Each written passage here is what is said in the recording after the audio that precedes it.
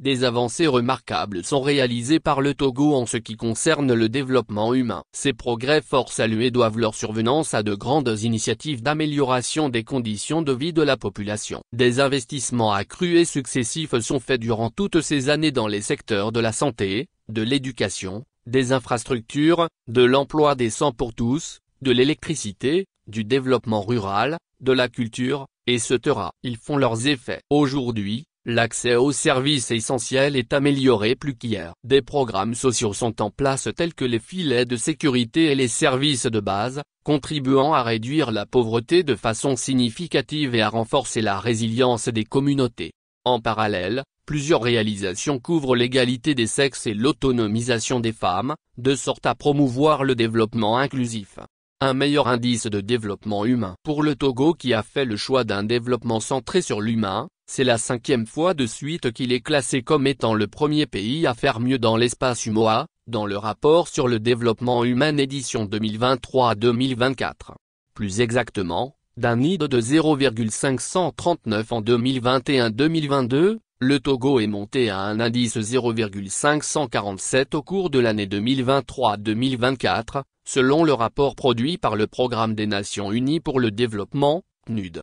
L'examinateur indique que, sur la même période, le revenu national brut par habitant au Togo est passé de $267 US en 2021-2022 à $214 US en 2023-2024. Des performances qui mettent le Togo premier dans l'espace UMOA et 4e dans la CEDEAO derrière le Cap-Vert, le Ghana et le Nigeria. Les raisons du progrès. L'ID du Togo, soit une progression de 13% entre 2014 et maintenant, témoigne de la politique d'inclusion économique et sociale déroulée par le président de la République Faure Gnassingbé. C'est une évolution qui repose sur 3 composantes fondamentales. Ce sont la santé et la longévité qui prennent en compte le cadre de vie, l'énergie, l'espérance de vie à la naissance, l'éducation avec le nombre moyen d'années de scolarisation et le nombre attendu d'années de scolarisation et enfin le niveau de vie qui fait référence au revenu national brut par habitant, incluant la création d'emplois et de richesses. En droite ligne avec la feuille de route gouvernementale portée par l'exécutif, les voyants sont au vert pour ces 3 composantes au Togo, ce qui vaut au pays sa place de leader.